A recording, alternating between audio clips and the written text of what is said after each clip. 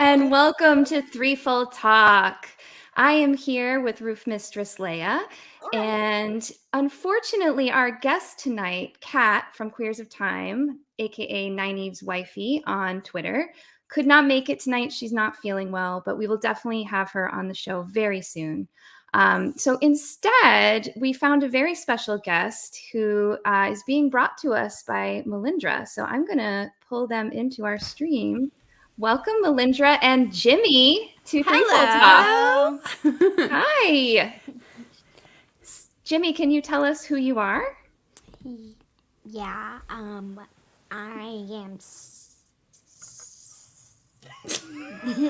How old are you? I'm 7. Uh-huh.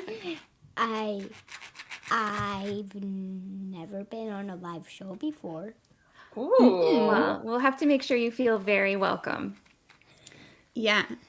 Do you know what we do with every guest who comes on our show for the first time? No.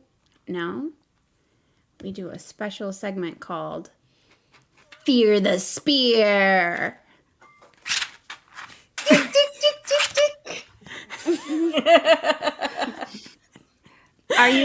Jimmy, are you ready to fear the spear? Yes. You are? Okay, we're going to do Fear the Spear with you. And we'll try to go easy on you, okay?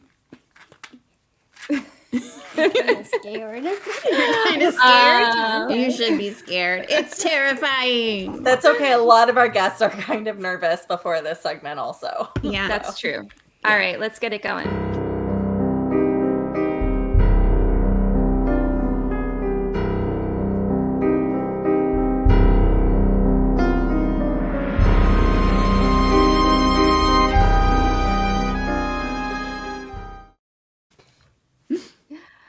All right.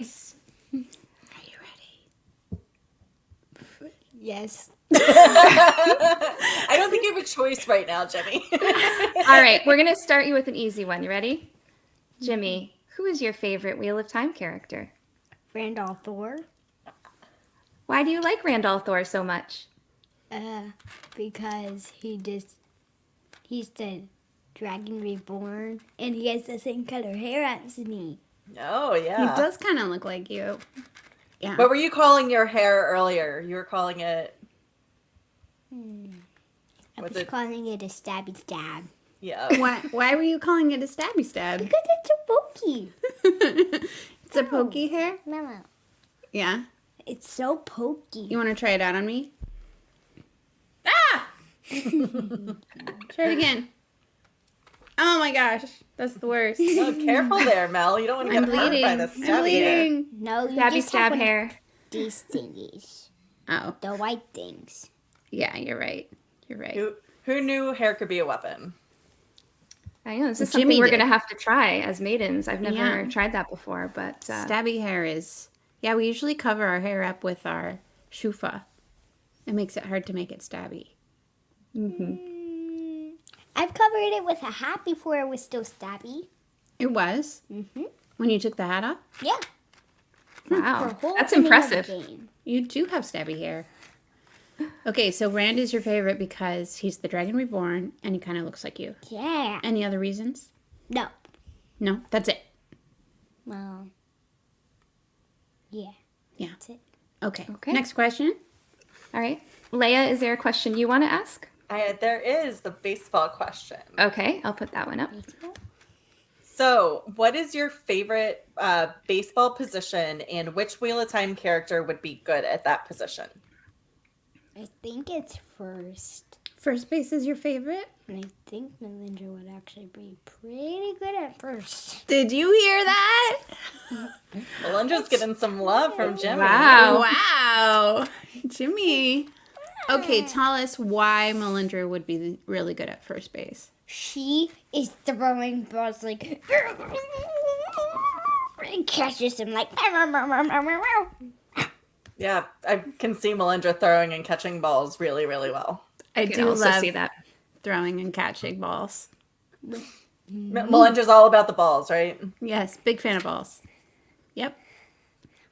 I don't know though. I feel like first base seems a little too easy for you, Mel. Well, you have to get to first base before you can get to any of the other bases, right? Like You gotta start somewhere. right? You gotta work your way up. If you just like go to third base first, that's yeah, that's the other way. that's like going in the back way. Also, the on the bright side, I have the most experience in first base because I remember it the most because it was the last position I played of the year. Uh-huh. Okay, so if Melindhra was injured, who else would be really good at in the Wheel of Time? Who would be really good at baseball? Rand. Rand. Is there anything that Rand would be bad at? Probably. Catcher. Who would be bad at being a catcher? Yeah, because he doesn't like squatting. Oh. Yeah. Yeah, I feel like catcher is really hard for tall people. Like We're squatting learning a down. lot about Rand today. Yeah. We are. Hates squatting. Like when I say hate, he hates it. Would he stab it? Would he stab squatting? Yes. Yeah. Oh. You just stabbed your head. Melindhra, do you have a question for Jimmy? Yes, I have a question. Okay. If you were going to live in the Wheel of Time, where would you want to live? Any of the places? Okay. With Rand. Hey. So traveling all over, you don't want to stick to one place? You would go where, like, Rand would be your home. Oh, you'd be a dragon sworn. You'd follow Yes. him everywhere. Yeah. You'd be a I follower. like dragons. You like dragons? I have a dragon tattoo right here, You do? but you just cannot see it because I used to. On his forearm. It's just very, very faint. Is that what you're saying? Mm-hmm. Do you have one on the other arm? I had Squirtle. I mean, Squirtle's kind of a dragon, right? So if you went to Ruidian and you went through the glass arches and you got a dragon tattoo on one arm and Squirtle on the other, what position would that be in the Aiel hierarchy? What do you guys think? Assistant to the chief of chiefs. I don't think that's a position. You know, No. Hybrid Havoc says Siswayaman. ooh. You Yeah. like that one? Yeah? Yeah, Siswayama? Okay. I think that's short for shortstop. I think that's a shortstop. I think you're right. Yeah, I get it. Yeah, that totally makes sense. Okay, my other question is, you know that Aiel really like to be good at fighting. Ooh, yes. I think they would be good at karate. You think they'd be good at karate? Are you good at karate? I'm a gold belt. What do you think? No. Oh. Wow. Gold belt, that's pretty good, right? It comes after white. Okay. Everybody think it's like over black. Oh, they do? They think it's Yes. better than black? Yes. Do you think it's better than black? No, because I actually Yeah. Do you want to show us some of your kicking skills? sure. You gotta step back there so everyone can Okay. see it. No, step that way.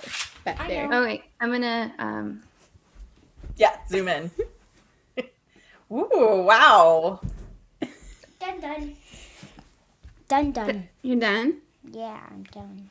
that was a some really impressive high kick. very kicky. I do feel the like- jump kick. I feel like you would definitely kicker. do a better jump kick than a stone dog for sure. Oh, Yeah. for sure. Yeah. And if you were telling jokes, like your jump kicks would be the highest. Yeah. For sure. Okay. Do you have any questions for any of us before you're done? Yeah?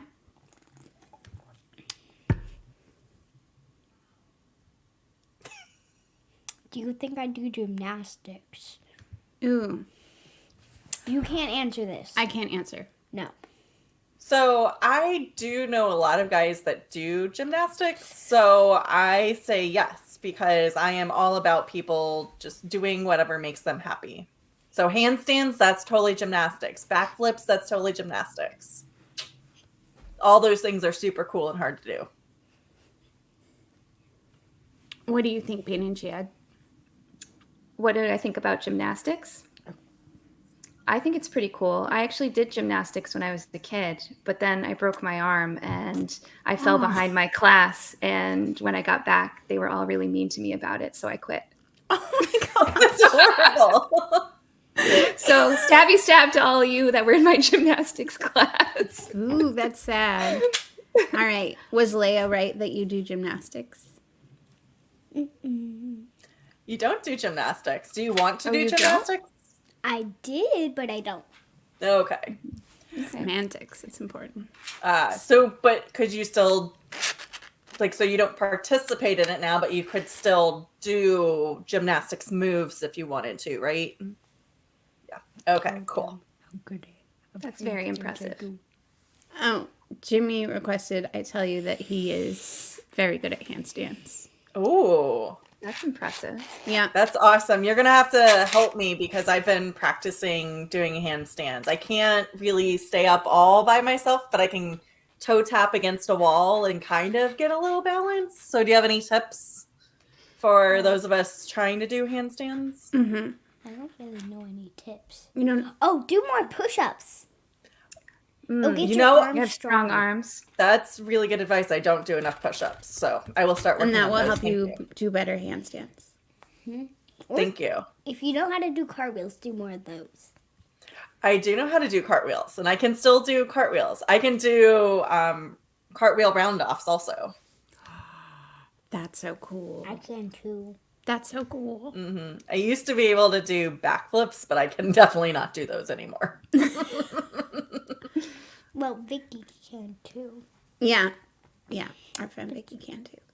Cool. Okay. That's I awesome. think that's all the questions we have for you, Jimmy. We actually got a question from chat for Jimmy. Ooh. So Ooh. someone in the chat wanted to know from you, Jimmy. This is my friend Anas. He wants to know, do you know any jokes about chickens? You do? Will you tell us one? Why don't chickens ever go to the farmhouse? Why? Because they never want to lay eggs. That is a very IEL joke. I love it. I love that. That is That's probably great. the funniest joke I've ever heard, actually. That's really funny. I can tell you a joke about a giraffe. Oh, yes. Tell us the joke about the giraffe. You cannot answer this. You know what joke this is. I know, and it is epic, so. Why don't giraffes have ants? Why don't they have ants? Yeah. Like ants. Like your mother's. Mother, Sister. sister? Your sister and mother. Yes. I don't know. Why? Because they'll squish them. Little All right, I think that deserves a ramen rattle. I think so too. Oh, yeah. You were great, Jimmy. And I can't do a poll in chat, but if you think Jimmy passed Fear the Spear, put a thumbs up in chat, or any emoji you want in chat if you think that he passed. You And did it. We'll let him know if he passed. Okay. Thanks Don't forget for to be stabbies. yeah, thanks for helping us out. We're really glad to have a guest tonight. Don't forget to get your stabs in. Oh We'll yeah. make sure we do plenty of stabs. Look, you got a bunch of thumbs up. So many see you thumbs up. later. Great job, Jimmy.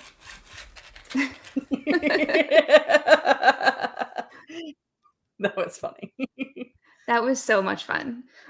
So since we wanted to start right away with Jimmy, we didn't really get much time to chat. So how have you been, Roof Mistress Leigh-A? What's going on this week?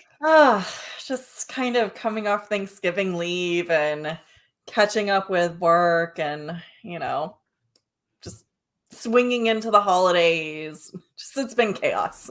So Yeah. there's so much has happened, but I can't think of a single thing that's happened. So I totally understand that. Yeah. And we missed 2 weeks. Well, we missed 1 week, but it's been 2 weeks since we and the last time we were together, we interviewed Michael Livingston. So it's just, I Oh my feel like it's God. been kind of chaotic. yeah, that was so much fun. That was the last time we did a show. That's crazy. Yeah. I really would love to get him back again. I know you guys probably were like over me talking battles with him, but I was just geeking out so much. And when he like appreciated my maps, I was just in absolute heaven. No, it was so much fun. It was really cool. I had never, I did not go to war school, so I'd never gotten a lecture about a battle before. I found it really interesting. Okay. I'm glad that it wasn't just me and him geeking out and everybody else being like, okay, what's the next topic? Yeah. I will say I've never been a huge history person before. Like I always, like my worst grades were always in history and I just always found it really boring. And every time I've tried to read a history book, I can never finish it. But the way Michael writes and the way that he talks about it, he makes it interesting and like understandable to me. So I would listen to a lecture by him about pretty much anything. Yeah, I've downloaded his Creasy, his Battle of Creasy book. I haven't listened to it yet, but I did download Shards of Heaven, which is the first of the trilogy about Rome, and it was so good. But the second book isn't on Audible, and so I actually have to order it. And I know. I definitely put I can't remember. I don't think it was Creasy. I think it was a different one. I put that and Shards of Heaven on my Christmas wish list. So I'm excited. Definitely has several battle books out. So yeah, it was really cool to meet him. I feel extra dumb for not having gone to OgierCon after getting the chance to talk to him. I'm still FOMOing from all of you guys. Well, he lives in Charleston, so if we keep up OgierCon, Bain&Chiad. I don't know. I actually don't know if I hope it's okay to share this, but we had asked Jim from Fantasy for the Ages to join us on the show, and he couldn't make it because he's actually in Charleston right now. And I told him, you got to go to Blind Tiger and like tell us all about it and post pictures. So Jim, if you're out there, let us know how it went and send us some photos. It's exciting. It's always just so exciting when a fan is in Charleston. It just feels like a connection. Mm-hmm. You know? I've never been there. I really should go. We should make a Wheel of Time fans to-do list, like go to the Citadel and see the White Tower. And, totally. And I think their library is open to the public, so I think I'd have to check. But so the Citadel, the Daniel, not the Daniel Henney Library, the Daniel Library. And so there's a display just off to the left with a whole bunch of stuff that Harriet and Maria and Team Jordan donated to the Citadel. Yeah, that display case was really, really cool. It was almost too much to take in. So I feel like I do have to go back because it was very overwhelming and you get kind of emotional. So it's hard to like really process everything. And And there were there was just so many of us, and so we're all like crowded around and pointing at things. I think I would like to go back on my own and look at that. So the display case is at the Daniel Library, not the College of Charleston Library? Correct.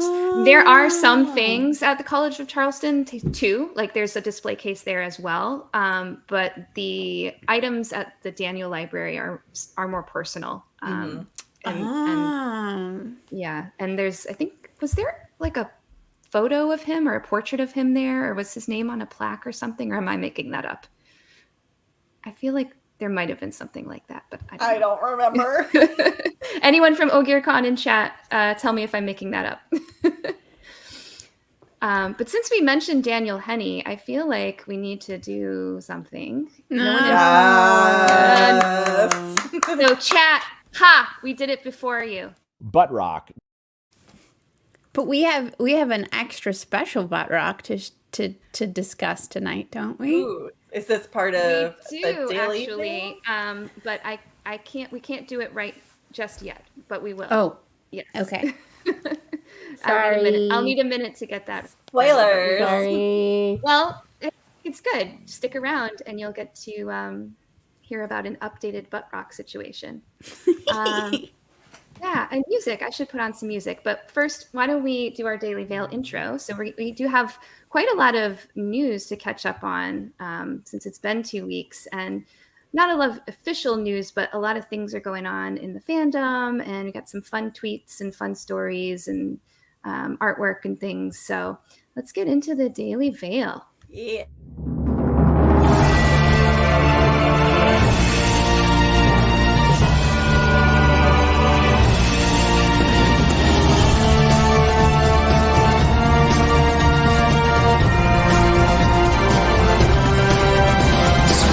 Brothers and sisters, it is time to cover up your face. For the wheel of time has news, and we shall dance the spears with it. This is the Daily Veil. Yay! I still love that intro so much. I love it too. I can't All right. handle it. I have a very important question for the two of you before we start this. Are we going to do the music we like, or are we going to do the music that Rob likes? It is our show, our music. The token Wetlander's not here, and he is not in control right now. We can do whatever the fuck we want.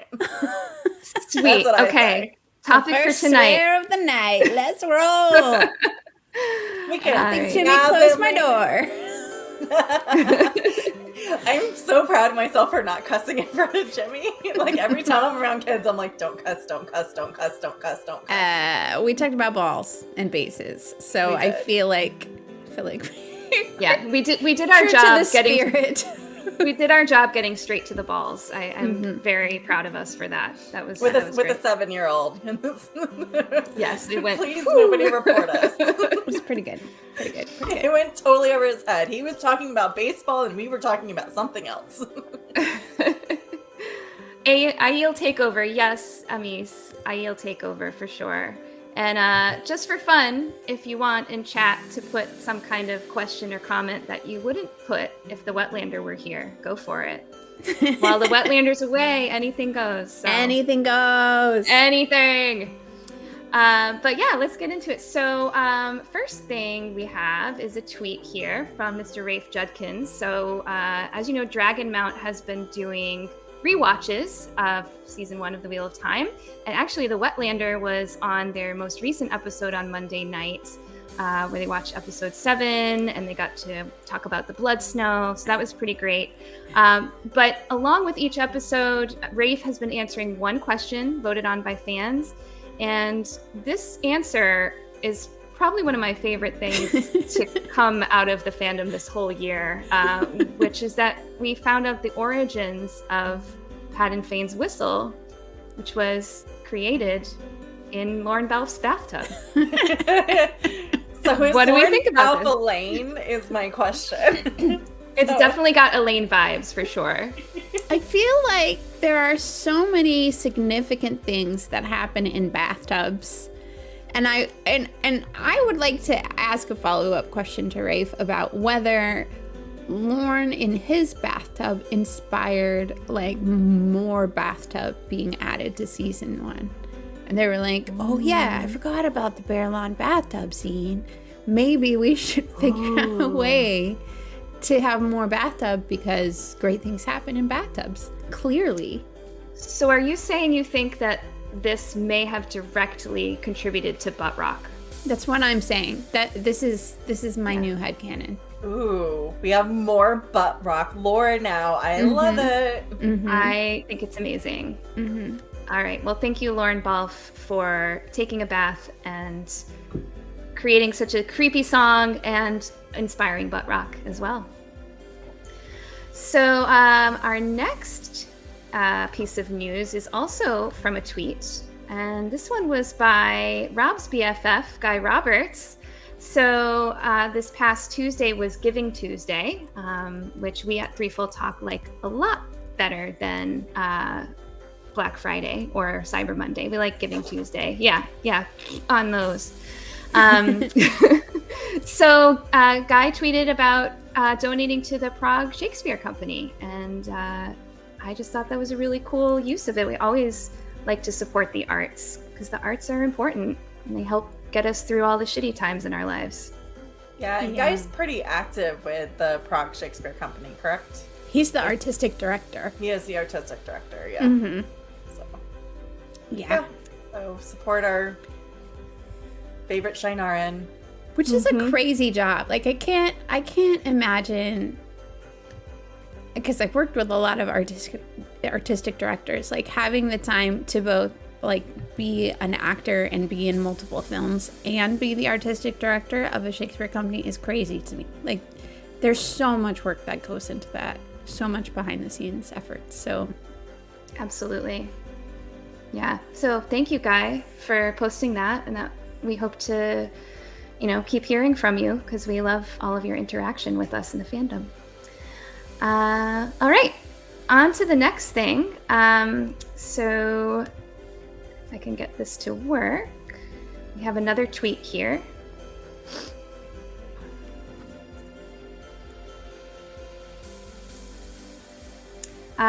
So this past, was it Tuesday, I think? Something like that, yeah. Yeah, Monday or Tuesday was our very own Daniel Henney's birthday. And it's very unfortunate that Shelly's not here because I think she would just faint at the sight of this picture every time. This is a... Go ahead, Mel. I'm just saying that, like, the best Trolloc made it into the picture with Daniel Henney, right? Yeah, Yeah, that's our man right there. Shelly's favorite Trolloc, and then her favorite man, so her favorite butt rock right there. Did you guys see his parents tweeting out about him? Oh my gosh. It's like, it was the most wholesome thing I've ever seen. It was So like cute. a bunch of hearts and then like, we're so proud of you, best son ever, hope you have an amazing birthday, and then more hearts. Like, they're just the cutest. So cute. I actually retweeted it and I was like, my parents need to up their emoji game because like, this is not fair. His parents are so great.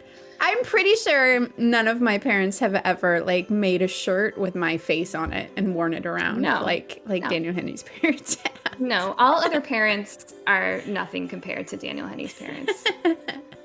Much G to them. Much And G, much happy birthday to Daniel Henney. Happy birthday, Daniel Henney. What do you think Daniel did on his birthday? Barbecued and hung out with his dog. Dogs were definitely there. Definitely like some sort of dog related thing. Like maybe just going on a hike with his dog. He seems like the kind of guy who would just like Low-key birthday. Low-key birthday. Yeah. Yeah, I feel that. I hope he ate whatever he wanted to and didn't have to eat wheatgrass or whatever it is they eat to not gain weight when they're bodybuilding so they can go in bathtubs. Right, yeah. Not eating sausage, apparently. Yeah, not sausage, which is terrible. Oh my god. Depriving yourself of sausage. Do you imagine Awful. depriving yourself of sausage, Mel? Yeah, no, never. I literally was eating sausage just before this show. I do it every before every show. It gets me in the mood. You'd see that. That makes sense. Oh, Anis is asking, what did Daniel Henney do on his birthday, or who did he do on his birthday? Bird trolley? I hope it was Zoe. I have like, I kind of ship them in my mind because he's always said like such nice things about her, and he seems to just really like think she's amazing. So Yeah, and their interactions off screen, like it's a very intimate might not be the right word, but you can tell that they're very comfortable with each other, and he's always like bowing down or doing something crazy like that to like lift her up. I love it. I mean, he is basically acting like all of us act about Zoe, because like she's a literal goddess. absolutely. I just love that moment on the blue carpet where he's doing an interview and she comes up behind him and like grabs his shoulders, and then he like looks at her and he's like, I just love that. That was like the best. They're pretty fantastic together. Yeah. Oh, Silvertooth, way to burst our bubble. Come on, Chief Foldy. Thinks Zoe is engaged or possibly married to the father of her child. Whatever. All right. We can have the polyamorous relationship. We're still all about that. Okay, yeah, okay, yeah. We'll support a poly situation there. Which means Daniel is still available to some of the rest of us. Yes. Yeah, we don't want Shelly thinking that. And that's then true. Zoe is also still available to some of the rest of us in that situation as well. So Also I would be fine with true. that. Yeah. We were really excited to have Kat on tonight because we wanted to ask her all about what it was like being married to 98. Because that must be really interesting. I think Kat probably would have a lot of really good insights on what marriage to 90 might be like. I can't wait to ask her about that. She's definitely down to be with us another time, so we will definitely ask her about. lots of yellow leaves headed her way so she can get better and come on the show next time. Feel better soon, Kat. We'll see you feel next better, time. Kat. All right, so really the only news that we have, like actual Wheel of Time show news, is that they are going to be in Brazil this weekend, doing CCXP, and along with a couple other shows here that they tweeted about. And I believe I can't remember his name, but the Lord of Puzzles, the one who completed the puzzles, is going to be there and give us a little bit of information about what's going on there. I think he tweeted today actually and was sort of commenting on people that were worried about not getting a lot of news for Wheel of Time, but getting Rings of Power news instead. Ben, thank you, Anis. Ben, the Lord of Puzzles, and he said, if you all saw what I saw, you wouldn't be so worried, or something like that. So I don't know what he's seen. I don't think there's been any panels yet. I think it's just been like he just sort of saw the space, and I think he might have posted a couple pictures. But, Right, because there was supposed to be like a Prime Video, like big display, like physical display, right? While he was there. Yes, I believe so. Okay, I missed if there were pictures. I'll have to go look those up. Yeah, I think he might have posted a couple, or I might have seen a couple on Discord or something. But yeah, that's exciting. I hope that maybe we'll get I hope it won't be the same panel that happened in New York. I hope it will be something different, and maybe we'll get some further snippets of news or, and Dana Lou, hoping that Dusty will cover it on Saturday. But if not, you should come to Wada Holiday, because Wada Holiday is also happening on Saturday. We are very excited about that. Saturday and Sunday. Yes, Saturday and Sunday. So don't miss that.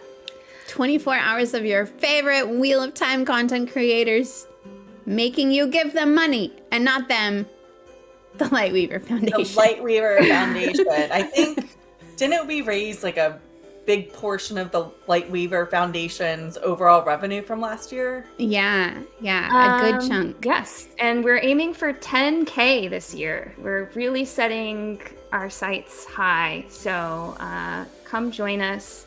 We will be on Sunday morning, But you should really come support all of the creators for 24 hours. So yeah, that's going to be happening Saturday. We're going to talk a little bit more about that later. We have a little bit of a teaser for you, so we'll get to that at the end of the Daily Veil. But we hope that you'll all join us on Sunday morning for Threefold Brunch. I love Threefold Brunch. All right. So next up, our faithful friends at Watt Series brought us some news this week, or rather maybe a recap of all the news, what we know about Season 3. So I will be honest with you both. I did not get a chance to read this article. I don't know if you read it. I did, but I've slept since then. You've slept.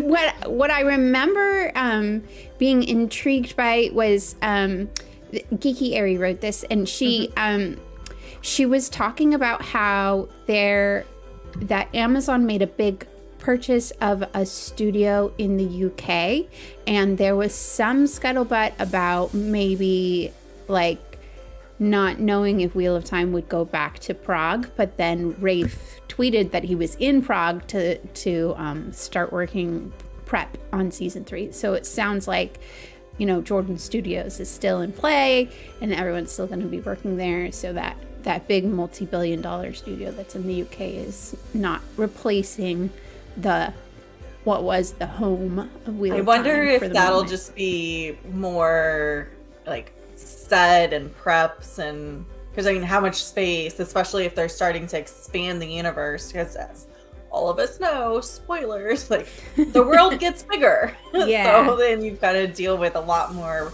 props and a lot more costumes and a lot more scenes and all the other little things. So I wonder if that's just a basic prep space. The other cool thing she mentioned is that, and I thought this was interesting, not like being in the film industry, that like Morocco has increased its like filmmaker incentive, meaning like it made it more easy and more money available for people who go and film there. So so there's a theory that they might go back to Morocco for Season 3 filming to cover a lot of Shadow Rising related material. And you know what there's a lot of in Morocco is sand. Sand. Mm-hmm. Sand and sand and sand. Lots of sand. Wait, why is sand important? I don't understand that. So making me think of a place. I don't know what place it could be, but it's just bringing that to mind for me. Yeah. I don't know. I mean, the Wetlander's not here, but if he were here, he would know what we were talking about. Sorry. All right. Anything else about what we know about Season 3? Any other thoughts on Season 3? Again, I didn't read the article, but I just know there's been a lot of concern about lack of news recently, and a lot of people were pointing out today, trying to put a positive spin on things, is that we do have a Season 3, and Rafe is actively out there filming Season 3. So I know the lack of news can be frustrating. We're just all so eager for it, but it's happening. Like not only is Season 2 happening, Season 3 is happening. There's a lot of series out there that don't even have that guarantee that there's, after just the first season, before Season 2 even airs, that there's a guarantee for a Season 3 and it's filming. So I know that's hard for us, like as eager as we all are. Every little bit of news help. We have a weekly segment on it. Like we know. Yeah. But yes, the fact that Season 3 exists, is filming, is actively in the works is awesome. Yeah.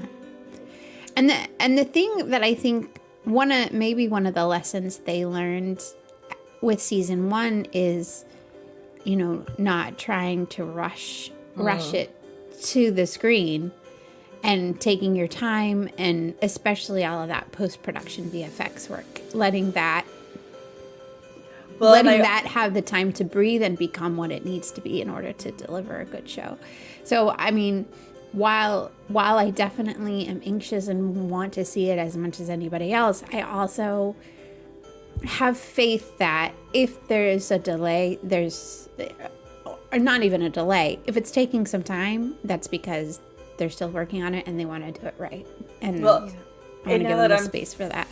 Just thinking about it, knowing that there was for season 1 some back and forth contention about what the studio thought would air well versus what the production team, who are all book fans, thought would air well. And it does seem like Rafe and some of the people are like not quite as happy as the product that they wanted to, because they had to concede to the studios. I wonder if there's a little bit of the, we kind of told you. Yeah. And so I wonder if they're kind of negotiating what gets in, what gets cut, what's like, if that's a little bit of the like, how long are these episodes going to be? Because as we know, there's a whole bunch of scenes from season 1 that we have pictures for that aren't in the episodes. Yeah. So I think there must have been, I would think that as a new showrunner, there's probably so much more people feeling like they need to weigh in, and having gotten a successful season 1 with, like, at the time the most views of a Prime show ever, you know, under his belt, I think there's probably a lot more. But there's still top 50. Faith in Rafe happening. Yeah. Right? Yeah, I think they're still top 50 in overall streaming for the year. So yeah, but if not higher. So Yeah. And I saw some, I would just, as a word of caution to everybody, if you see any negative tweets out there that sound like they know what they're talking about, check their account first before you really buy into like what they're saying. Because I saw a long thread today about streaming and Amazon and, you know, the show not going past season 3 and just all this like, you know, drumming up all this negative hype for no reason. And I checked the account, and the account had so much hate for the show, like in general. So I think just be careful, like when you see people tweet stuff. We don't know until we know from an official source. So try not to boo butt cloaks. Boo. Yeah. So try not to believe everything that you read. I know we're dying for news, but speculation can get you like in a spiral, and you don't want to feel that way. So Absolutely. It's true. Yeah. If you're dying for Wheel of Time stuff, just go listen to one of your favorite content creators. There's so many of them. many. I was a little annoyed with Spotify. I don't know if you guys listen to Spotify, but like everybody's Spotify Wrapped came out. Yes, 2022 Wrapped. Everyone's Wrapped came out, and it completely ignored the fact that like probably the good percentage of I don't exclusively listen to Spotify, but when I'm listening to Spotify, I'm listening to someone's podcast. And Wrapped made no mention of the fact that most of my time was spent listening to podcasts with the word wheel in it. Like, you know? And I was That's a just little rude. perturbed by that. So I was just like, there's, you know, if you're starving for Wheel of Time content, there's a lot of amazing commentary. So much. Spoilers, content non-spoilers. creation. Go find a first time reader podcast and listen to, you know, the like with amazement of the discoveries. Find that sense of discovery in yourself again, or go listen to some amazing commentary about how There's thematic, films there's work, full spoilers, literary there's- commentary. There's all sorts of great stuff out there. So if you're starved Yeah. for content, it's because you're not looking hard enough. That's my theory. Absolutely. Yeah, I would agree with that. All right, so we have just a couple more things. This one I had not seen myself. It was brought to my attention from a fan, and I had no idea that this was going on. But our favorite Aiel, Avienda, Ayula Smart, is part of a production called Cocaine Bear. And I was like, oh, that's not, you know, all the actors do other stuff. That's fine. Like, I don't care that she's in something else really. But when I saw this like poster, I was like, oh, we're talking about this. We are talking about Cocaine Bear. So And I it's did. Supposedly based on true events? Like, what? So I did read an article during the COVID time where honey had fermented, and these two bears got into this fermented honey and were basically high as fuck, and just like not just normal bear raiding campsites, like obsessively going in like, oh my god, I'm starving, I'm high as fuck, where's my food? Just trying to get it, like, where's the food, where's the food, where's the food? Ignoring all the humans, stumbling all around. So I can't. I haven't don't watched know the trailer.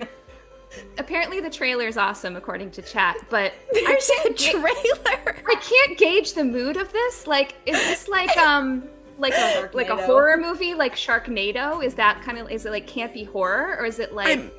I'm getting serious? I don't know. Flashdance vibes. I don't know about you, but Flashdance? I'm getting flipping your hair back in a rain of cocaine. Like pulling the bucket down over your head. Yes. Whoosh. That is what that bear is doing. It's glorifying in its cocaine avalanche. So that meme where there's the two ladies yelling, and then there's the cat, the white cat that like, and there's always, Yeah. you know that one? I want this to replace the woman that's doing that. So you've got the cat, the bear, and then the other lady. Love it. Mary Frenzy, I love you right now. Green Bear versus Sharknado Electric Boogaloo. But just like, I was like, yes, it is a film about a bear on cocaine. Oh, it's got Ray Liotta too. Wow. Ray Liotta? Is he the bear? Can we do like a group Wait, screening isn't of Ray this movie Liotta together? dead? I don't think so. Wait, who am I thinking of? Dunno. Who are you thinking of? I don't know. Life is a dream But like, from which we all must wake. I really want to watch this with you guys. Like, Yes. I just like, can we do that? Can we? That have would be a- amazing. Yes, let's have a watch party. Oh, Okay. it was his last movie before he died? This is Seriously? probably not the last No. movie that he ever wanted to come out. Oh my Whole thing. gosh. I didn't even Cocaine know that he Bear. had passed away. Oh, all right. Well, Cocaine Bear, we will have to definitely check that out. Yeah. Yeah. Yeah. Is it going to theaters or is it on a streaming service? I have no idea. I want it don't on know. IMAX, though. That's what I for want. Sure. I did get sent a photo regarding the convention in Brazil that they think this is what Ben was talking about. This, I guess people can take photos at the Amerlin seat. I'm not sure if this is just a fan or if this is an official photo. I'm not sure. Oh, but I wonder if that's Wow. so at the in-theater premieres that they did of season 1, you could go to a green screen and get a picture with a waygate. So I wonder if there's a chair you could sit, like a physical chair that you could sit in, and it kind of populates the green screen behind you. That is so okay. cool. Oh, that's really cool.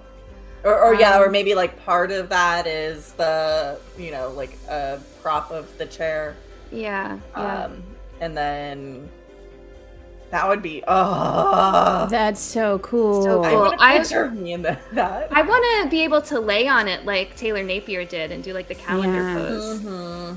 And that's definitely not the same one that's in the show. So that's definitely Alright. a prop one. Amazon, you need to do this at either JordanCon or WalkCon, please, because Yes. Oh my gosh. will For freak the real. fuck out.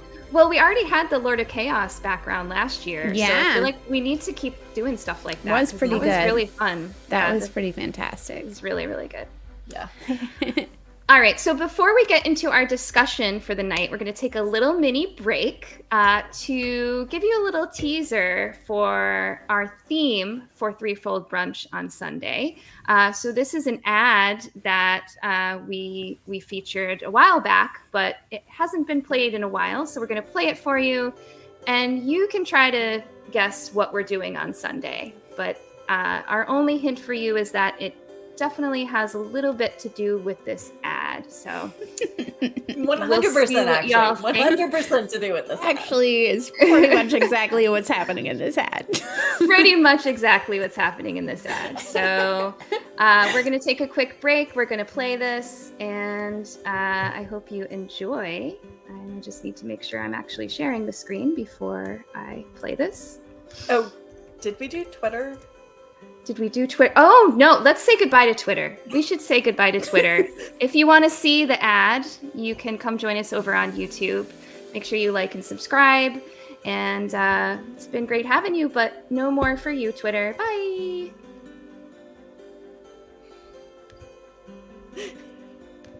Okay.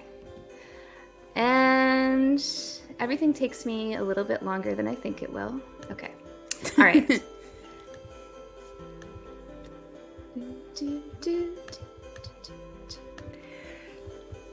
Rob would tell us to vamp for him. Yeah, You didn't vamp. tell us to vamp. Do I have to tell you to vamp? Yeah, because Okay. it's a fun... No, you don't.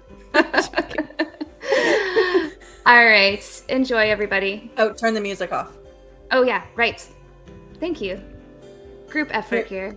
Here for you, babe. Here for you. Thank you. I appreciate it very much. What's happening? I don't know.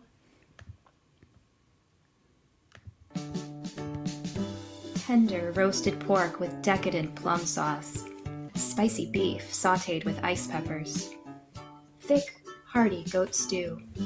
Chilled mint tea or spiced wine. Hi, I'm Lamelle from Lamelle's Bistro, and I don't bloody know how to make any of those flaming things. But if you're looking for pure sustenance with no frills and no taste, come on down to my tent, and the maidens and I will hastily slap something resembling a meal onto your plate. And to drink, we have water or usquai. That's it. Your meal is always custom made to order at Lamelle's Bistro.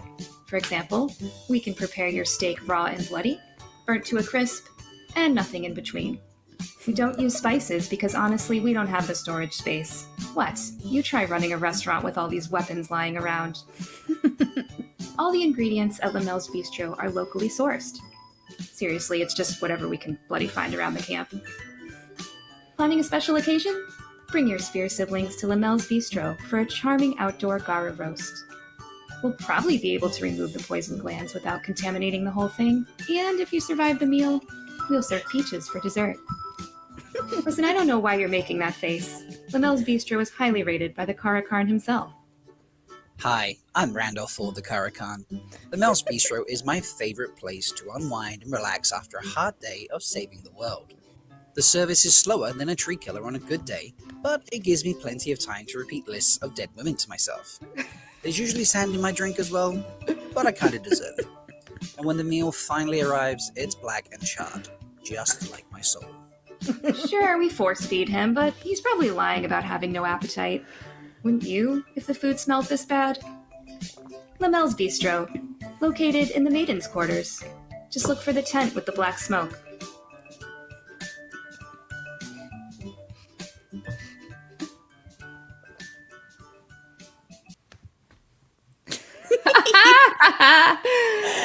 I forgot how much I liked that. I was just like giggling in the background. It's so good. It's so good. amazing.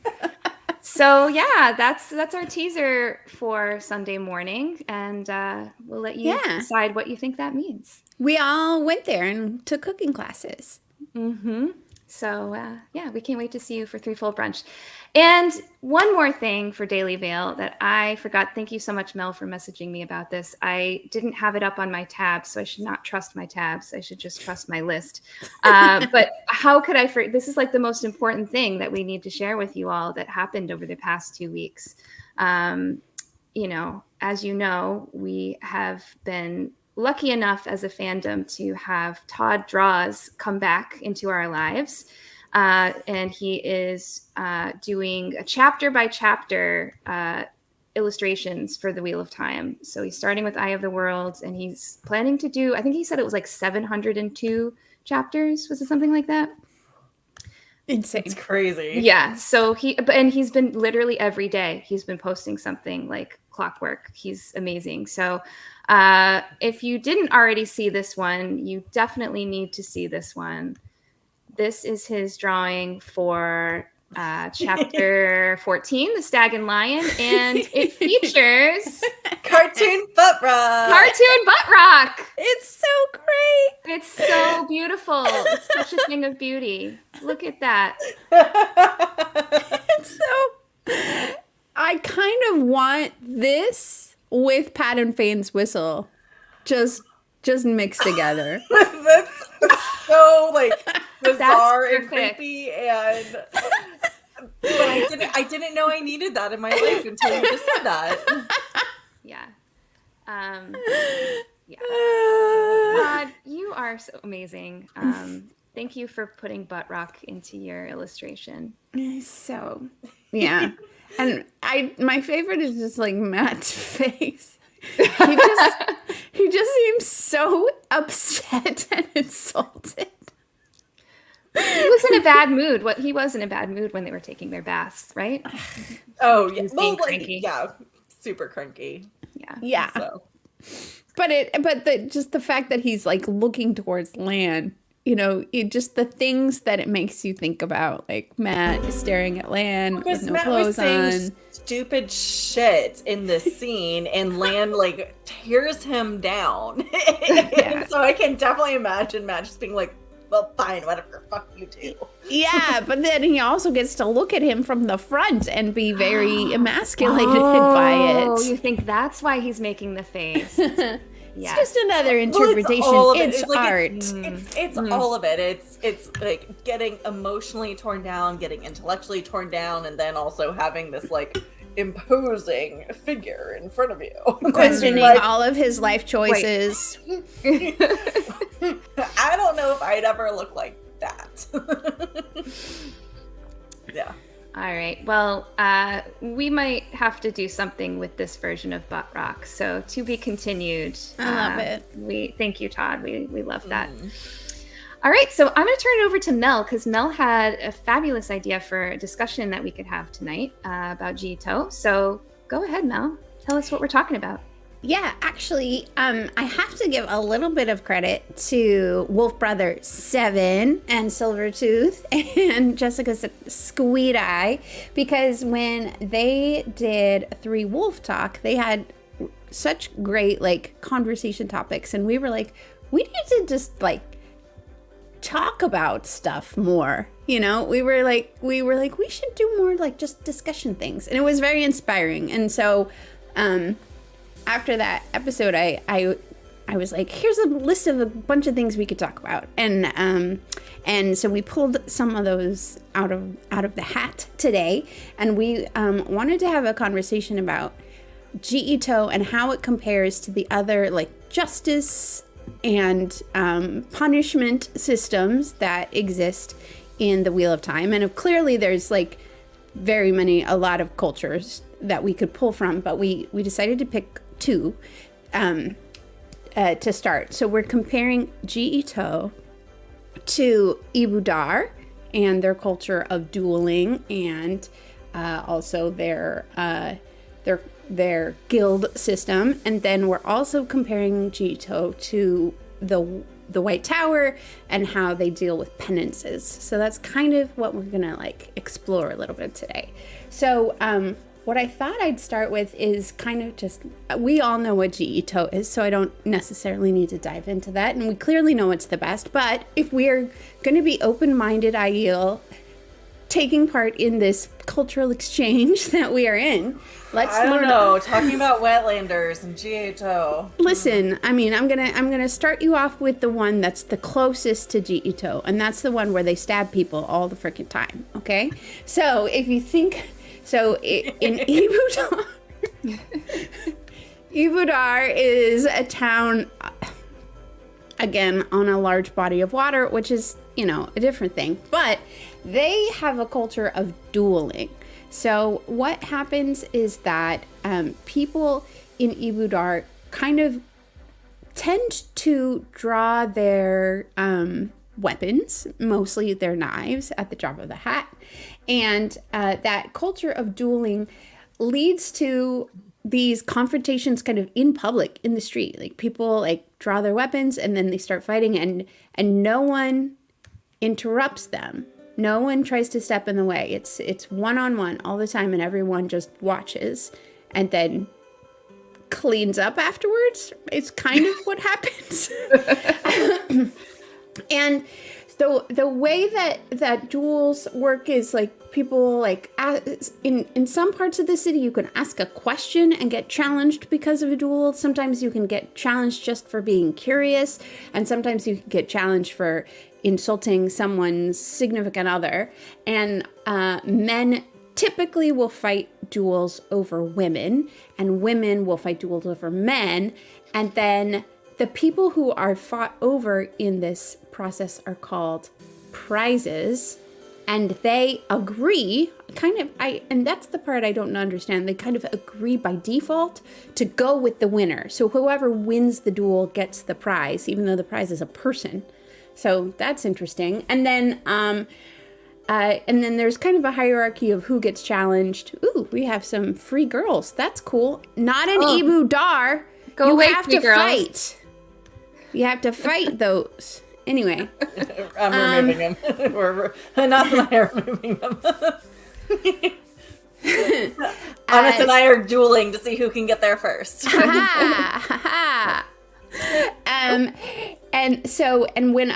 When fights break out, everybody watches. If a married man is killed, the one who killed him has to then go and tell that man's wife that they did that, and potentially also get challenged by the wife. Maybe? I don't know. So thinking about that system and Ji'e'toh, what do you guys think are some of the benefits of that versus some of the problems? What do you guys think? Well, Bain&Chiad, since you're a maiden, I'll let you go first. Well, actually, Mary had a question in chat, and I am wondering if you know the answer, Mel. Can the prize then challenge the winner to a duel? I would think so, because if you can duel at the drop of a hat for pretty much any reason, right? For asking a question, it does seem like the prize would. I mean, it's challenging, right? Because it's a little bit of an honor-bound thing that the prize agrees to go with the winner. But for how long or whether that works out is another thing entirely, right? Which is very different than I yield Ji'e'toh. Right.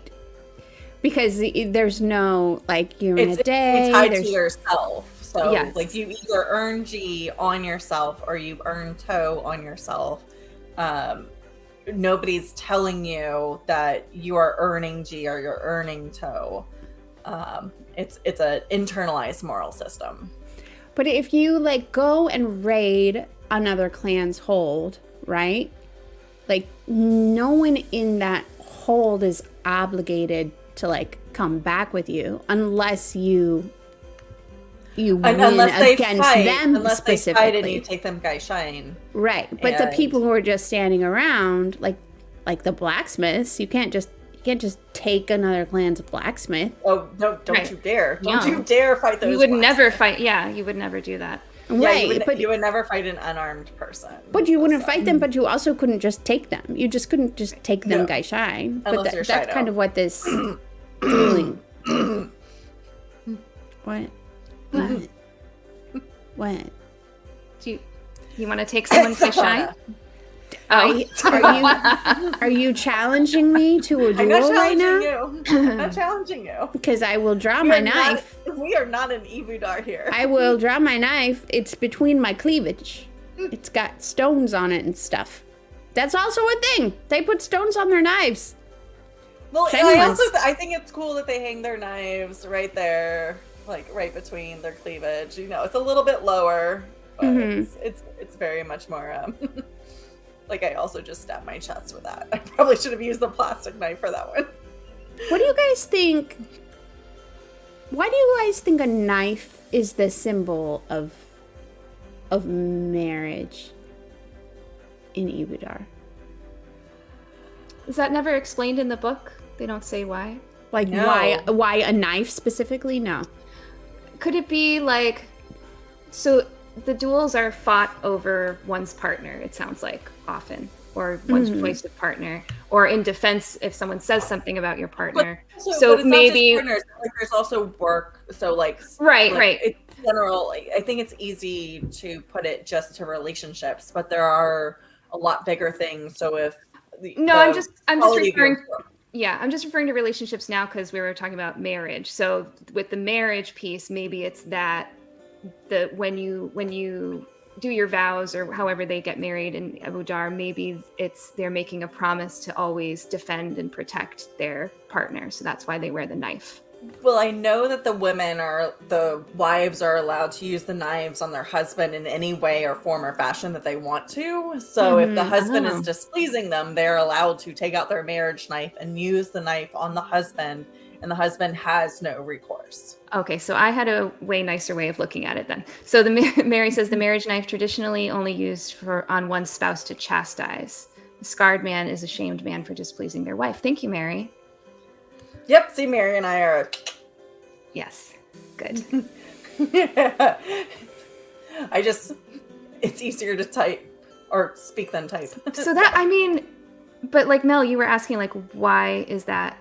Like, why is the knife the symbol of marriage? And that just seems like that's not what I want to base my relationship on. Like, I can stab you whenever I want now that we're married. Like that, well, depends what kind of stabbing. Yeah, but it's one-sided stabbing, and who wants stabbing that's only from one side, right? Right. You want penetration from both ends. And you don't generally always want stabbing as a punishment either. Sometimes you want like some loving stabbing.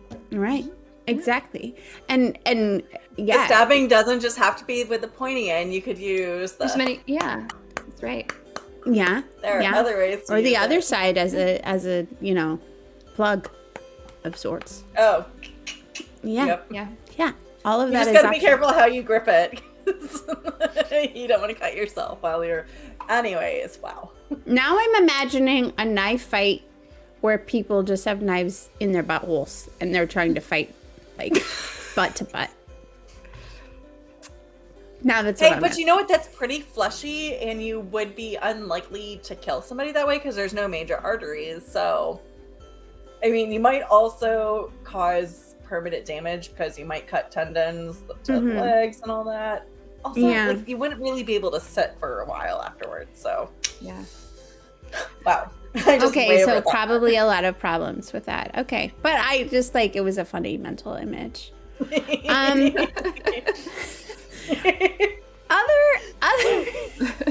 I do want to see knife butt plug fights. I do.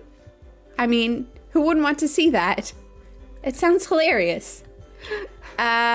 This is the kind of thing that Ji'e'toh are into. Have you met us? Other interesting similarity between Abu Dar and the Aiel is that they have this thing called guilds, so that like people who work in a specific field all kind of like belong to like a society, almost a society together. Everything. Yeah, and they have guilds for all sorts of crazy things. Even the beggars have guilds. Yeah, imagine if the Guy Shine had a guild. Like, if they could collectively bargain together. The labor union. Like they approach the wise ones they're like, we want a 5-day work week. But that's, like, I definitely see that a lot along the lines of like the Seps and clans, or maybe not the Seps and clans, but the warrior societies. So like, you've got these warrior societies, so you've got the guilds, and then there's this honor, this Ji'e'toh that is based with the warrior societies, and Avidar has that with their guild. So like being part of a guild is an honorable thing to do. So like, again, even beggars have guilds, and that gives you honor in how you work and a standard of quality of like, so Ji'e'toh is not just about penances, it's about how you live your life successfully and honorably. Yeah, I mean, I guess there is a sense of honor in all of this, right? I mean, it's different than ours, but it's still based in an honor code, like a code of some kind of collective agreement about what is and is not honorable. So Yeah, well, I guess pride and pride in your work, and knowing that if you're part of this guild, you're living up to a certain standard, which is, I mean, Yeah. a lot of us Aiel, it's part of our daily. I mean, we're just Aiel, so of course we live up to this like general standard of life. But I really like how you just flung your hair just then. I don't know what I did. That's really good. I couldn't do it again if I tried. Almost as hot I as you liked drinking watching Jello you try. shots. Okay, so any other thoughts about how this compares to Ji'e'toh? Well, again, they get into the hierarchies. Oh, they also have the red belts. Oh, yeah. So which are very much like our wise ones. So which you know, as we know, a wise one can just walk through the battle. I wish Shelly was here so she could explain to us how she's just walked through a battle, queen style, and been like, "No one shall touch me." Mm-hmm. And it sounds like these red belts, these wise women, of Yeah, their they own. don't ever get stolen from. Mhm. They don't ever get challenged in a duel. Okay. They're allowed anywhere. They can go anywhere. They can break up duels. They just, everybody Mhm. gives them, you know, they just snap their fingers. It sounds very much like wise ones. Yeah, that's true. That's true. Oh, and I think the Ibudarians,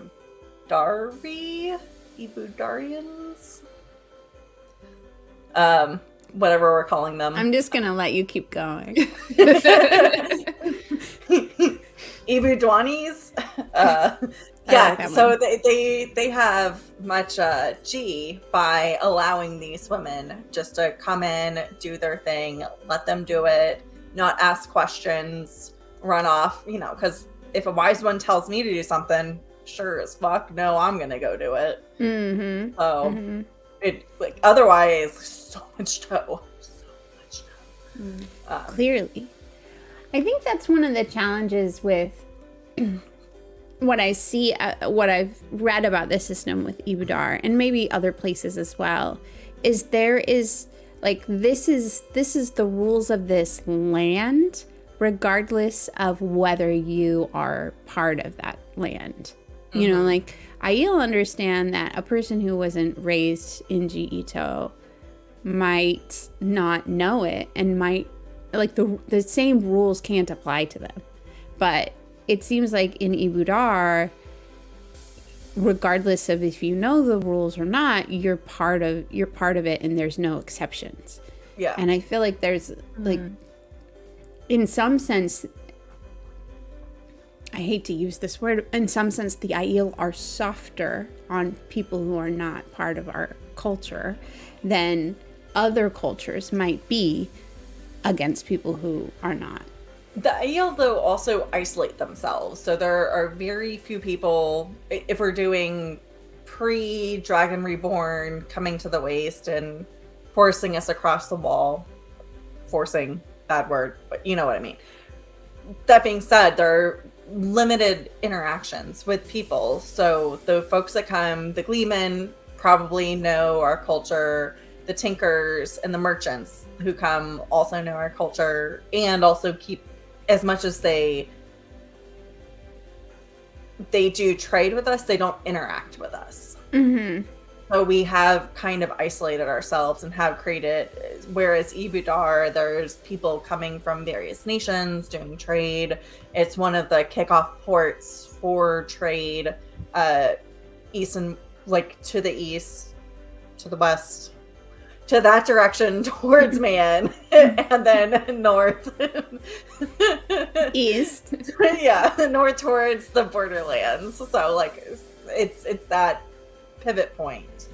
out So for are a you lot of trade. saying that because there's so many people who are not from there, that it's almost like the rules have to apply to them because there's so many visitors? Is that what you're saying? Like there's like you couldn't just Ibudari couldn't just keep Ibudari laws amongst Ibudari because there's so many Outlanders that are also in the town. Not just it's ingrained into their social being. So if they're not looking to see if you're from Andor or from the Borderlands or from wherever when you hit their shoulder and send your partner's food go flying, and then you want to challenge them to a duel. They're not checking that first. They're like, we're dueling, motherfucker. Yeah. But I think, but I guess the difference is like when Aiel are in Kyrian, right? Or, when we came in, during the Aiel War, it's different. But when we came with Kara Karn and we're all in Kyrian and are, interfacing with our culture, like there's definitely a clear, like, well, our rules don't apply to them. And people who tried to apply our rules to other people, Aiel or otherwise, were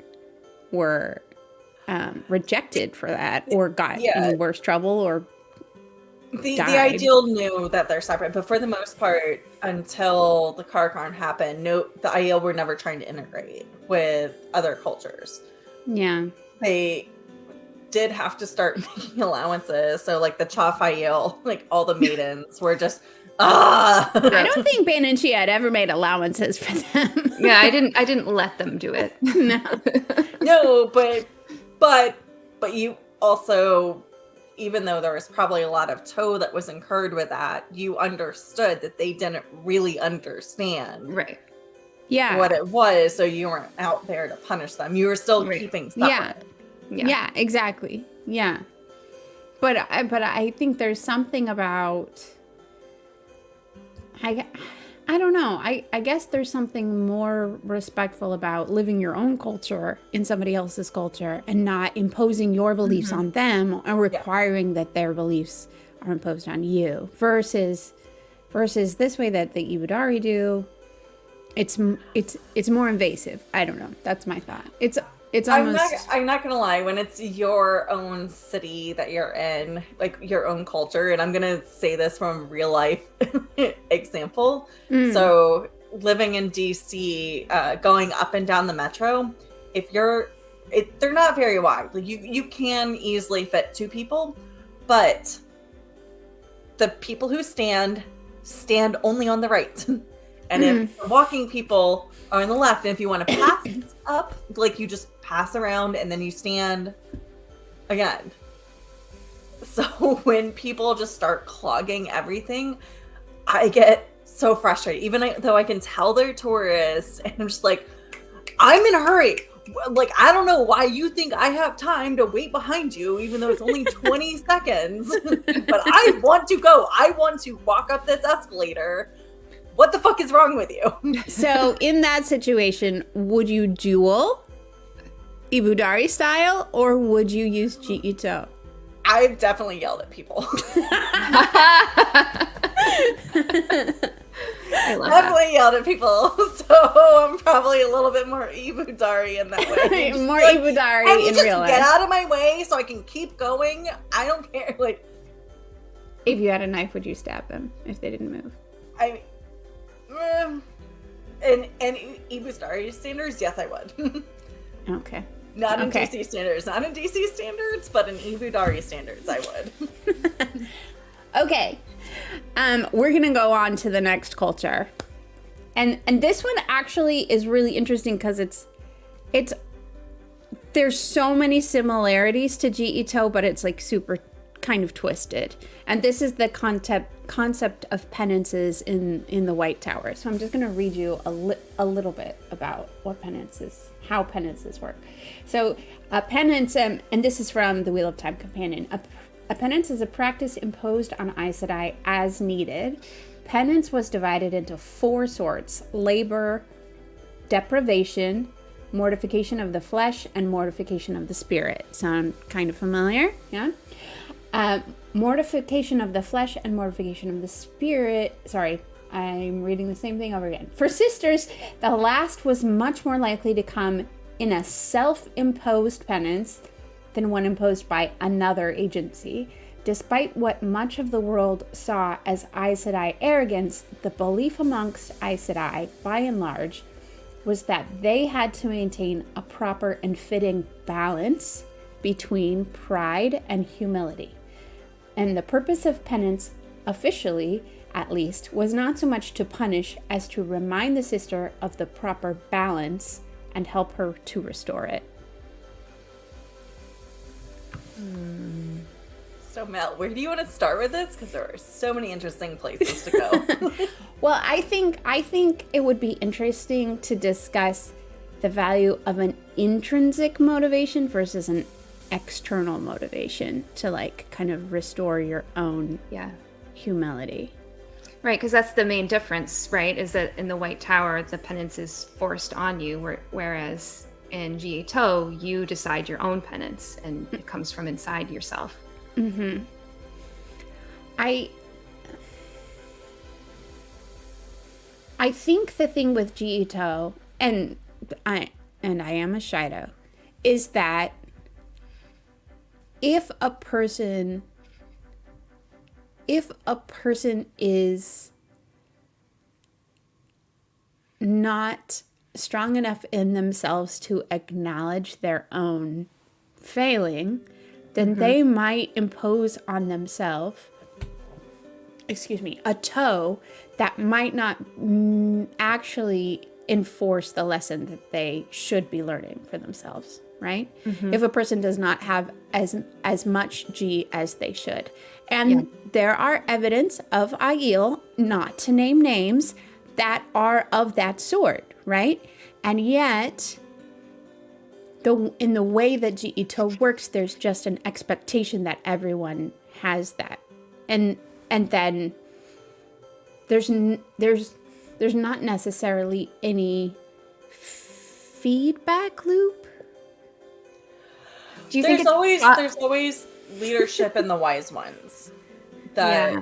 Oh, sorry, Bain&Chiad, go ahead. No, I talk a lot. No, it's okay. I was just going to say, do you think maybe it's taught by their parents or by the wise ones, and it's just part of their culture when they're very young, so people do learn it?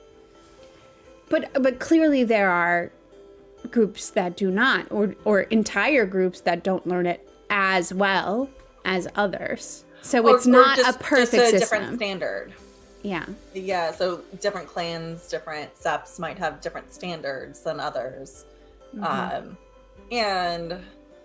I think that's an interesting thing about the exchanging of Gaishen is that that's a way to start normalizing the culture, because if you just had each clan and sept going off and doing their own thing independently of each other, I'm sure you could create all these completely different value systems, but the exchange of Gaishen allows this normalization across the entire Aiel culture, hypothetically. Yeah. That's interesting. I that reminds me of what Michael Livingston said about wanting to take Hannibal as his Gaishen, and I was like, but he's just like serving you, like. But then he commented about how he'd like have him give him advice and stuff while he was serving him tea, and I was just like, but would if he were a good idea, would he though? Well, you're supposed to be humble. You're supposed to be silent. You're not supposed to be seen. You're supposed to work. You know, I mean, that doesn't mean that you can't directly converse with your Gaishen. So you could sit there and talk with them, and then I don't think that the Gaishen would earn further toe as long as they're not discussing their specific clan, sept, society. So as long as you're not doing anything that's endangering that group, like you could actively give advice if you were taken as a clan chief. So like I can imagine like if like a low level person took a clan chief as Gaishen, they'd be like, hey, like go see Ruark. Yeah. You're gonna go hang out with him now. Yeah. And then you get G by handing over that guy shine and be like, there you go. If we circle back to the way that the White Tower does it, do you think that, I mean, it back to the intrinsic versus external question of like the imposition of a penance, do you think that if all Aes Sedai are trying to live by a similar kind of code to Ji'e'toh, but just their version of it, do you think that there's more of a motivation for a penance that restores balance from the person who's giving the penance? Or is it, or do you think it's more likely that under that system, penances would be vengeful? I think it depends on who's giving it. I think, there will be some Aes Sedai who have that vengeful approach, and then there will be others who have the approach of really wanting that person to better themselves and caring about them and coming from a place of like wanting them to improve. I agree. Yeah, I think it depends on who's doing it. But I do think, there's something to be said for like, people don't often have insight into what they're doing wrong or how they've messed up or how it impacts other people. Like, it's very hard to you can't be 100% self-aware. There's always blind spots. There's things you don't realize you're doing, and people have to give you feedback or tell you, hey, that upset me or whatever. So I would hope that I would think that in the White Tower, there will be Aes Sedai who are trying to help and the novices and the accepted are very young, like very young. And then, well, of course, Aes Sedai do penance too, but just thinking like from a learning standpoint for the younger ones, like they're kind of helping them learn about themselves, things that they might not have realized. So I hope that could be the end result, but it would have to be given by someone who is able to gauge that in the person that they're giving the penance to, and also cares enough to try to give them the type of penance that's going to make them better themselves. Versus in the way that the Aiel do it, there's an assumption that you do know yourself. That you know. Yeah. Well, and you're taught to know yourself. Yeah. And then also but it's also within the boundaries of your immediate society. So, again, not to pick on you, Ji'e'toh, but you can see there's a little bit of a difference. Sure. And there's adults, like look at Aviendha, like she has just so much pride up until the end. Like she is given penance for not realizing what she needs to do. So she's given much until she realizes that she has no toe. Like she's taking an unnecessarily amount of toe onto herself. And that is actually something that the leadership level of the Aiel complain about in the books, is that this younger generation is taking on way too much toe. Like it's kind of becoming the cool thing to be like, oh, I have toe. It is. Like that's so human though. That's so human. Yeah. Like that happens, right? So Yeah, to out-toe each other. It's kind of a whole thing. I shaved myself. Like, let me go do this action to get back my G. Yeah. The thing that I think is interesting, especially knowing the history of the Aiel and the Aes Sedai, is that, the formation of those two groups are so totally aligned, and then these kind of penance systems are also culturally derivative of each other.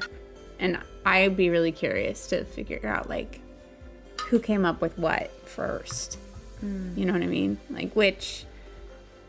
Was it the Gen Aiel that came up with this kind of, because they were childlike, right? Like they didn't have this whole belief system. Like this wasn't all like ingrained in them, and then they split off and developed this as kind of part of. Until they became just the Aiel. They really didn't have that until then. But it must have come from the observation of being so ingrained in Aes Sedai society and seeing the hidden behind the scenes Aes Sedai world and knowing how they did that they kind of took those lessons and adapted them to a harsher, more beautiful, more arid life. Oh, yeah, we definitely need to look into that more, because I also do have another observation. I know we're about to run a little late. But both systems still, you have to accept the penance given onto you. Whether you're, like, when you're giving a penance to yourself, you can either internalize it and then just be like, nope, I'm ignoring it. I'm not doing this. So, like, you could have toe and just not admit it, which is totally possible under the Aiel system. But that being said, if you look at what Elida does, is she demotes an Aes Sedai to accepted. Shamaran, I think it's Shamaran, and Shamaran just is like, oh shit, okay, wow, I'm demoted now, completely unprecedented, but she accepted that penance, even though there was no law about it. It was just the decree of a crazy freaking Merlin seat, and that's something that Egwene used coming back and used that against people. Like the Merlin seat should not be able to demote people. And you guys should not be able to accept these false penances given to you. Because it's not based in law. Like you were accepting these penances where you should not. Because you don't deserve them. Egwene is also coming back from being trained by the wise ones. So she's coming, she's the only one who goes into that and says, no, you're an Aes Sedai. You are, like, why are you saying, like, nobody else is saying that. And I will agree that her training with Aiel bolstered her confidence up and like gave her a different perspective on things, but I think Egwene already had that in her to say that was wrong.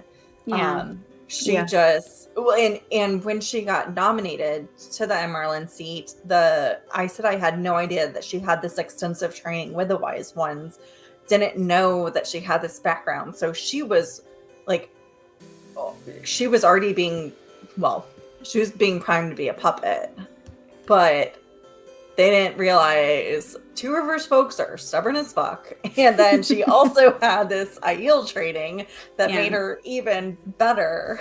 So is the conclusion of our conversation today that if you combine these systems together and choose the ones that work best, not just for your society, but also your individual self, that together you can find a more just system? If we combined all three that we talked about? Yeah, we could take the best of each and make it into something better. It's kind of what the Dragon's Feast was in the end, right?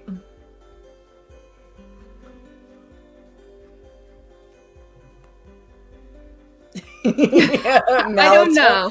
Mel totally disagrees. I don't know. I don't think it combined any cultures. It was more just don't kill each other. Yeah. Well, but it was to keep everybody intact, so you couldn't take anybody over. But you could accept. You couldn't impose. Yeah, you couldn't impose your culture on anybody else for sure. Yeah, for sure. Yeah. So maybe more adopting the Aiel way, for sure. But the Aiel gets to go everywhere. Yeah. Absolutely. Yeah. Well, awesome. Thank you, Mel. That was a fantastic discussion. And I feel like I learned something new, or I had a new connection in my brain I had never thought about before between the penance and Ji'e'toh and Egwene's connection of the two. I think that's just really cool, those two layers there. So thank you, Mel. Yeah, it was great. thank you. Thank you. All right, so as promised, before we go, we have a update on Butt Rock for you all. This was an amazing find by Andrew Dash, so thank you, Andrew. And I think we need the Foldies' help in naming this because Andrew was pretty torn. So let me just show you what we have here. So Andrew had many suggestions, and he wasn't really sure. We've got Trunk Butt, Butt Trunk, or Trunk Trunk. So maybe Tree next butt. week, or Tree Butt, yeah. I like the idea of the trunk, though, because trunk can also mean butt. I do like the trunk a lot. Pop it in the trunk. Trunk. Tell me what. So yeah, maybe we'll have to do a poll next week as to whether it's butt, trunk, butt, or trunk. Hmm. Oh, Maybe Glenn. That's a good tree buttle to Butt Rock. Thank you. Yeah, Glenn. Well Pun done. Master Glenn. We love it. Awesome. Ooh. Glenn wins tonight. There's well, yeah. Think of good names and let that tide you over until Sunday.